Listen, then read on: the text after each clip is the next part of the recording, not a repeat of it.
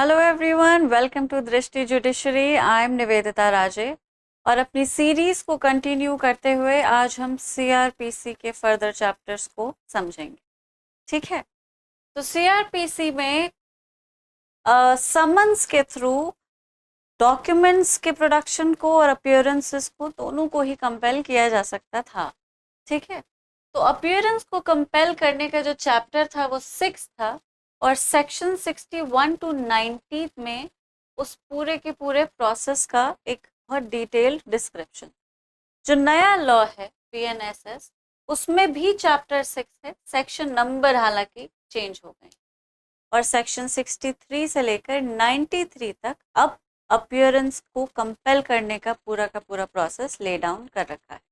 ठीक है, अब जो चेंज आया है वो ऑब्वियसली हमारे बाकी सारे चेंजेस के जो हमने डिस्कस किए हैं उनका रीजन, उनका एजेंडा उसी को अलाइन करते हुए आया है।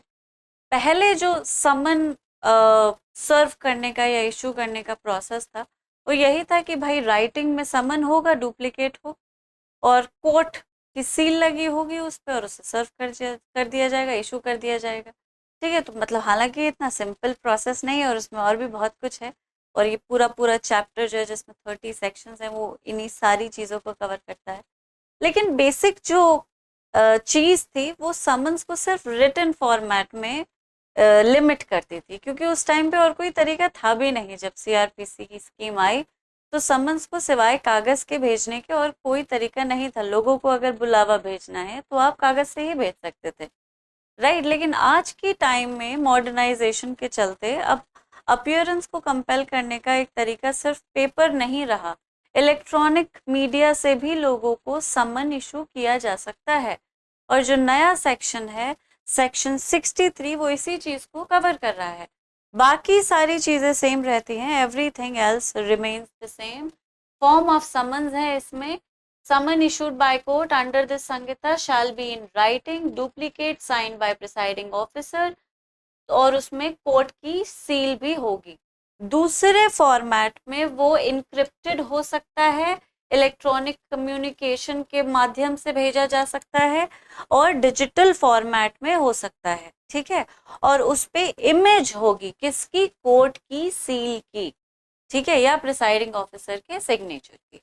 तो दोनों ही तरीकों को अब ये नया सेक्शन कंटेन करता है। पुराना सेक्शन थोड़ा लिमिटेड था, टेक्नोलॉजिकली थोड़ा सा चैलेंज्ड था। अब ये टेक्नोलॉजिकली काफ़ी स्ट्रॉन्ग है। ठीक है, तो उस नए मॉडर्नाइजेशन को कवर कर रहा है कि भाई समन्स जो है ईमेल से भी आ सकते हैं, व्हाट्सएप से भी आ सकते हैं। ठीक है, तो बस कागज भेजने की जरूरत नहीं कि कागज भेजा, भाई आदमी है नहीं और घर के बाहर चिपका दो और नहीं तो किसी कंस्पिक्युअस प्लेस पे चिपका दो। नो नीड, व्हाट्सएप करो, सो कन्वीनियंट नो। चलो, और उसकी डिलीवरी भी आपके पास पता चल जाएगी, डबल टिक मतलब डिलीवर हो गए। ओके, अच्छा, अब दूसरा जो चैप्टर है चैप्टर 7 वो प्रोडक्शन ऑफ थिंग्स को कंपेल करता था। तो कई बार क्या होता है, या फिर कई बार अगर किसी कोर्ट को या किसी ऑफिसर इंचार्ज को, पुलिस स्टेशन के एसएचओ को लगता है कि भाई कोई एक डॉक्यूमेंट का प्रोडक्शन बहुत नेसेसरी है इन्वेस्टिगेशन, इंक्वायरी या ट्रायल के लिए, उसमें बड़ा क्रूशियल पीस ऑफ एविडेंस है, तो वो कोर्ट से परमिशन लेके उस डॉक्यूमेंट के प्रोडक्शन को कंपेल करवा सकते हैं कि उस डॉक्यूमेंट को आप हमारे पास लेकर आइए। ठीक है, तो ये था सेक्शन 91, जो अब नया सेक्शन 94। तो प्रोडक्शन जो था वो डॉक्यूमेंट का था। अब जो नया प्रोडक्शन है वो सिर्फ डॉक्यूमेंट का नहीं है, वो इलेक्ट्रॉनिक कम्युनिकेशन भी हो सकता है, जो किसी कम्युनिकेशन डिवाइस पे होंगे या किसी डिजिटल मोड पे कंटेंट होंगे या कोई डिजिटल एविडेंस, उनको भी अब प्रोडक्शन के लिए कंपेल किया जा सकता है। It's not just the piece of paper that can be compelled or a document that can be compelled to be produced, but it can also be communication which is stored on a communication device, an electronic piece of evidence, a digital record, and anything which is not a paper per se but electronic। ठीक है, उसे भी अब उसके भी production को compel किया जा सकता है। नया सेक्शन 94 इस चीज को प्रोवाइड कर रहा है। ठीक है, अच्छा, अब ये तो हमने देख ही लिया भाई, में इशू समन्स और officer, sorry, officer written order etcetera. तो एविडेंस जो था वो सिर्फ डॉक्यूमेंट्री एविडेंस को कंपेल किया जा सकता था उसके प्रोडक्शन को, लेकिन अब डॉक्यूमेंट की डेफिनेशन एविडेंस के हिसाब से बहुत वास्ट हो चुकी है, उसमें सब तरह के एविडेंसेस आ जाते हैं। तो वो सारे एविडेंसेस 94 में कवर कर लिए गए हैं, और उनके लिए जो समन भेजा जाएगा उनको प्रोड्यूस करने के लिए, वो भी अब इलेक्ट्रॉनिकल फॉर्म में भेजा जा सकता है। ठीक है, तो इधर इन फिजिकल फॉर्म और इन इलेक्ट्रॉनिक फॉर्म किसको भेजा जाएगा? जिसके पोजेशन में या पावर में वो डॉक्यूमेंट या वो इलेक्ट्रॉनिक पीस ऑफ एविडेंस है। ठीक है, he can be made to produce it then at the time and place as stated in the summons. So this is the change in the new section 94, जो पहले 91 में था। तो 94 जो है वो डिजिटल रिकॉर्ड्स को, डॉक्यूमेंट्स को, सबको कवर कर रहा है, और उन रिकॉर्ड्स को समन करने का नया तरीका जो खुद इलेक्ट्रॉनिक है उसे भी कवर कर। ठीक है, चलो अब हम आ जाते हैं चैप्टर 8 पे, जो कि रेसिप्रोकल अरेंजमेंट्स के बारे में बात करता है। तो पहले वो चैप्टर 7A हुआ करता था, 105A से लेकर 105L तक जाता था। अब जो नया चैप्टर है वो 8 है, 111 से 121 तक जाता है। ठीक है, मोर और लेस चैप्टर में कुछ खासी बदलाव नहीं है, except for the addition of 2 more sections. 112 और 113 को ऐड किया गया है। तो इसको हम जिस्ट में समझ लेते हैं। 100 बाकी सब कुछ देखिए, अगर आप देखें तो बिल्कुल सेम है। ठीक है, except for these additions everything else remains exactly the same. कोई चेंज नहीं हुआ है, टाइटल में कोई चेंज नहीं हुआ है, डेफिनेशन में, प्रोसेस में, स्टेप में, सेक्शन नंबर चेंज हो गया है, 2 सेक्शंस को ऐड किया, और वो दोनों ही डेफिनेशन। 112 जो है वो इस सिनेरियो को प्रोवाइड करता है, एक्सप्लेन करता है कि किस तरह से इंडिया में बैठे हुए कोई इन्वेस्टिगेशन ऑफिसर या कोर्ट किसी फॉरेन कंट्री से एविडेंस के प्रोडक्शन के लिए रिक्वेस्ट कर सकता है। इन सिंपल वर्ड्स, अगर कोर्ट को या फिर किसी हाई रैंकिंग पुलिस ऑफिसर को लगता है कि इस पर्टिकुलर केस से रिलेटेड जो एविडेंस है वो हमारे यहाँ नहीं है, वो किसी और कंट्री में, तो वो कोर्ट को रिक्वेस्ट कर सकता है कि आप उस कंट्री के कोर्ट को लेटर भेज दीजिए।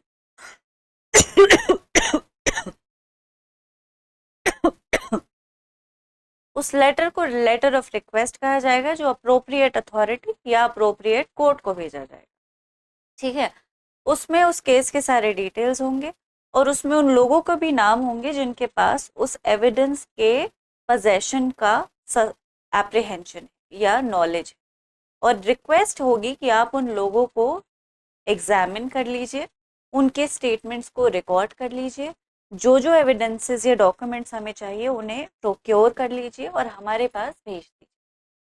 ठीक है, और वो सब कुछ जो पूरा का पूरा रिकॉर्डिंग हुआ है, जो पेपर कलेक्ट हुआ है, वो जैसे इंडिया में आ जाएगा उसे ऑन रिकॉर्ड पूरा एक वैलिड डॉक्यूमेंट और एविडेंस माना जाएगा। और ये जिस्ट है 112 का। ठीक है, it explains how an evidence from a foreign country can be procured. Right, I hope it is clear. काफी सिंपल ही है, वही प्रोसेस इसमें दे रखा है। ओके, 113 जो है वो basically it provides upon the receipt of the letter from a court और an authority in a country outside India. तो 112 का ऑपोजिट, जैसे भाई हमें किसी दूसरी कंट्री से एविडेंस की ज़रूरत पड़ सकती है, वैसे ही दूसरी कंट्री को हमसे भी एविडेंस की ज़रूरत पड़ सकती है ना। तो जैसे हम लेटर ऑफ रिक्वेस्ट भेजेंगे, उनके ऑफिसर से कहेंगे भाई उसे एग्जामिन कर लो, ओरली उसके स्टेटमेंट्स ले लो, उन्हें रिकॉर्ड कर लो, ये डॉक्यूमेंट्स हमें चाहिए, हमें पता है उसके पास है, उन्हें प्रोक्योर कर लो, फाइल बना के हमें भेज दो। ठीक है, ये है लेटर ऑफ रिक्वेस्ट। इसी तरह के लेटर ऑफ रिक्वेस्ट को दूसरी कंपनी इंडिया में भी भेजती है, और उसका जो प्रोसेस है वो सेक्शन 113 में लिखा हुआ है, वही सेम प्रोसेस। ठीक है, reciprocal arrangements basically pre decided होते हैं कि इस तरह की सिचुएशन में हम एक दूसरे को कैसे सपोर्ट करेंगे। ठीक है, तो this is a reciprocal arrangement. तो लेटर ऑफ रिक्वेस्ट जैसे इंडिया दूसरी कंट्री को भेजेगा वैसे इंडिया के पास भी दूसरी कंट्री से आ सकता है। उस अरेंजमेंट के तहत वो सारा का सारा जो लेटर ऑफ रिक्वेस्ट है उसका पूरा प्रोसेस है वो सेम रहता है। ठीक है, हम भेजेंगे तो अलग प्रोसेस, वो भेजेंगे तो अलग प्रोसेस, ऐसा नहीं होता, the process remains the same, right. तो 113 प्रोवाइड्स फॉर दैट, बिल्कुल सेम होगा कि भाई उसे सीजीएम जो भी central government process lay down करे उसे फॉलो करे, उसे सीजीएम को फॉरवर्ड किया जाएगा, स्टेटमेंट्स रिकॉर्ड किए जाएंगे, डॉक्यूमेंट्स प्रोक्योर किए जाएंगे और वही सब फिर जो भी फॉरेन कंट्री रिक्वेस्ट कर रही है उसके पास वो भेज। ठीक है, 113 एंड 112। अच्छा, ये है चेंज जो कि इन दो चैप्टर्स में आया है, छोटा सा चेंज है। ठीक है, ये चैप्टर्स भी बहुत बड़े बड़े नहीं हैं, हालांकि समन से रिलेटेड रेसिप्रोकल अरेंजमेंट फिर भी मैं कहूँगी कि एग्जामिनेशन पॉइंट ऑफ व्यू से उतना ज़्यादा इम्पोर्टेंट नहीं है। बहुत कम होता है कि चैप्टर उससे चैप्टर से क्वेश्चन आ जाते थे, बहुत कम हुआ। इनफैक्ट मैंने जितने भी एग्जाम्स दिए उनमें बस एक ही बार ऐसा हुआ, वो भी दिल्ली में आ गया था सवाल, वरना कभी नहीं आया। लेकिन उससे पहले जो चैप्टर है processes to compel appearances and production of a thing or a document, ये इंपॉर्टेंट चैप्टर है। तो उसमें जो चेंज है वो बहुत सिग्निफिकेंट नहीं है, उसे याद रखने में इतनी कोई मुश्किल नहीं है, लेकिन सेक्शंस को याद रखना ज़रूरी है, प्रीलिम्स में डायरेक्टली पूछ लिए जाते हैं। ठीक है, मीन्स का भी क्वेश्चन बन जाता है स्पेशली यूपी में। तो इन दोनों चैप्टर्स को ध्यान से पढ़ना है, इनके चेंजेस को ध्यान में रखते हुए तैयारी करनी है, मेंस के आंसर को इसी चेंज के अकॉर्डिंग अब लिख। ठीक है, आज का क्वेश्चन देख लेते हैं। Which section in BNSS deals with a letter of request to competent authority for investigation in a country or place outside India? अभी पढ़ा है, बहुत ही सिंपल सा आंसर है। आंसर्स को कमेंट में पोस्ट करिए और इसी तरह के और क्वेश्चंस अगर आप प्रैक्टिस करना चाहते हैं तो हमें इंस्टाग्राम पे ज्वाइन कर लीजिए। इस तरह के क्वेश्चंस हम लगभग रोज़ ही अपडेट करते हैं, उस पर अपलोड कर देते हैं। आपको एक आइडिया मिल जाएगा कि भाई नए लॉ से प्रिलिमिनरी के लिए किस तरह के क्वेश्चंस आ सकते हैं, आपकी प्रैक्टिस होती रहेगी। ठीक है, तो आज के लिए इतना ही, फिर मिलेंगे बहुत जल्दी। तब तक सब अपना ख्याल रखिए, इन वीडियोस को रेगुलरली देखते रहिए, आपकी तैयारी के लिए ये बहुत ज़्यादा ज़रूरी है। Okay everyone, please take care, thank you so much.